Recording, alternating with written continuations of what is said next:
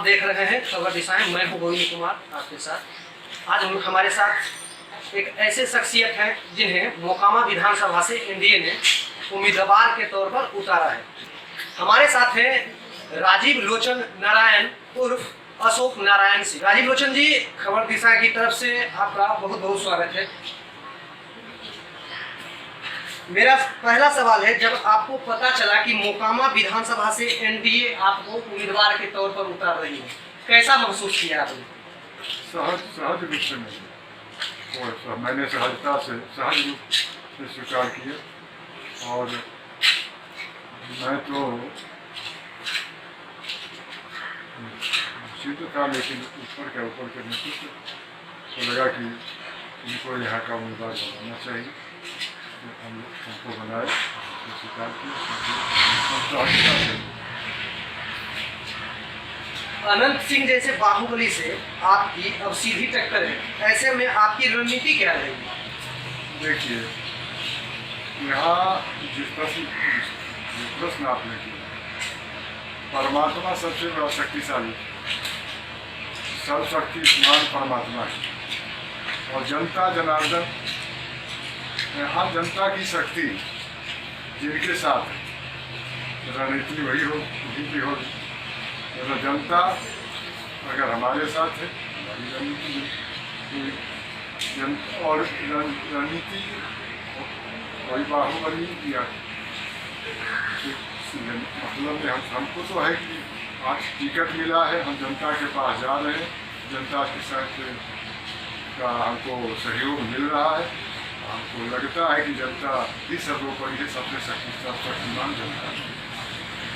आपके पिता श्री वेंकटेश नारायण जी भाजपा के शुरुआती दौर से ही सक्रिय कार्यकर्ता रहे, तो आपने भी अपना जीवन भाजपा के लिए खपा दिया। अचानक जेडीयू की सदस्यता लेकर आप मोकामा विधानसभा से उम्मीदवार हैं, ऐसा क्यों? एनडीए का गठबंधन है। एनडीए के गठबंधन में अब जेडीयू ने टिकट दे दिया या भाजपा दे दिया, इनका हो, इसमें कोई अंतर नहीं पड़ता।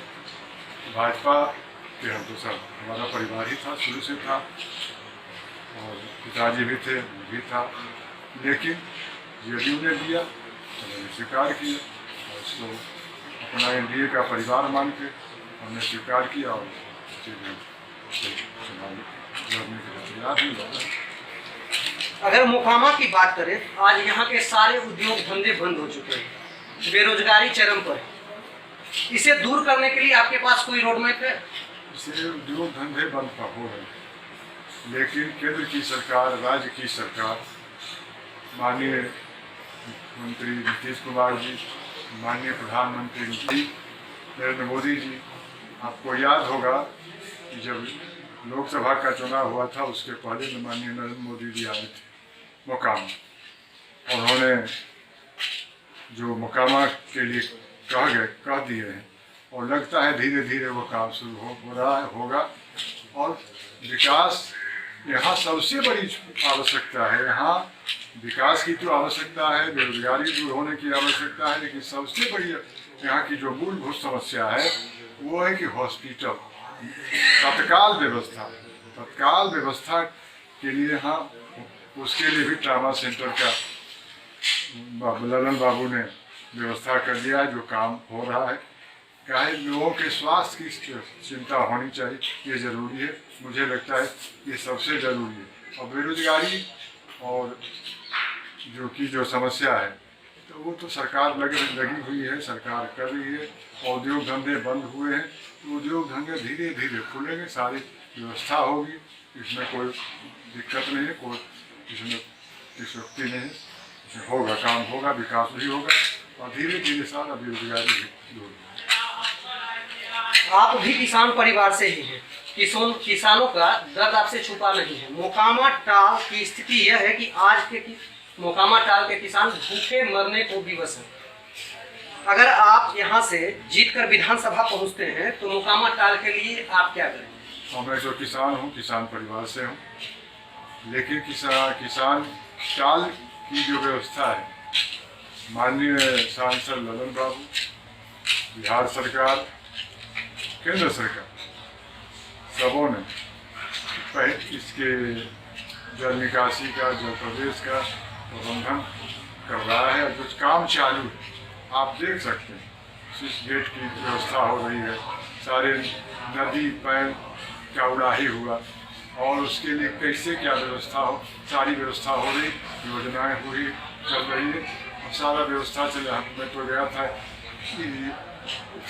25 दिन पहले टाल में मैं देख रहा हूँ कि बिजली की व्यवस्था पोल तो हर खेत में लगा हुआ।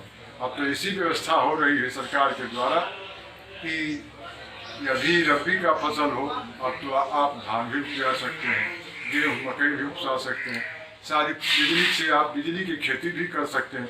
सरकार उस पर चिंतित है, चिंतन कर रही है और काम कर रही है।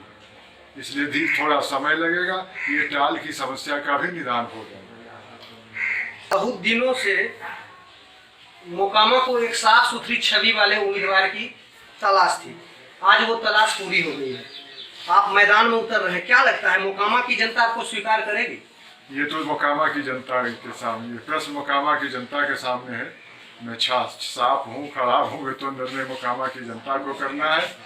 और मैं जब घूमता हूँ तो बहुत उत्साह के साथ लोग जुड़ रहे हैं, इसमें कोई दो मत नहीं है। और लोगों का कहना है कि नहीं ठीक है, इस बार मौका मिलेगा, मौका देंगे और जनता हमारे साथ है और मजबूती के साथ है और बहुत उत्साह के साथ है। मैं जहाँ आज तो टिकट की घोषणा कल हुई है, लेकिन मैं ऐसे भी मिला हूँ लोगों से तो स्वतः लगता है कि जैसे लोग तैयार होकर बैठे हैं कि कोई आगे हमसे कहे कि हाँ हम आपकी सेवा के लिए तैयार हैं। हम सेवा के लिए तैयार हैं, हम सेवा करने के लिए तैयार हैं। सेवा का जनता मौका देगी तो सेवा करेंगे, भरपूर करेंगे, ईमानदारी से करेंगे और कहीं कोई परेशानी नहीं। मोकामा बाजार की भी स्थिति आज में ठीक ठाक नहीं है, बेसिक सुविधाएं तक उपलब्ध नहीं, जैसे पार्किंग, बेसिक छोटी छोटी सुविधाएं उपलब्ध नहीं है। इसके लिए आप क्या करने जा रहे हैं? अगर मौका मिला, इसकी चर्चा भी होती रहती है सरकार के द्वारा, नगर परिषद के द्वारा, इसकी व्यवस्था होनी चाहिए, कारण कि ये बहुत ज़रूरी है। अब दूर से लोग आते हैं और उनको महिलाएं हैं, पुरुष हैं, इसकी व्यवस्था नहीं रहने पर परेशानी होती है। इसकी व्यवस्था इसके लिए मैं पूरा प्रयत्न करूंगा, मेहनत करूंगा और लोगों से, सरकार से आग्रह करके इसकी व्यवस्था करवाऊंगा।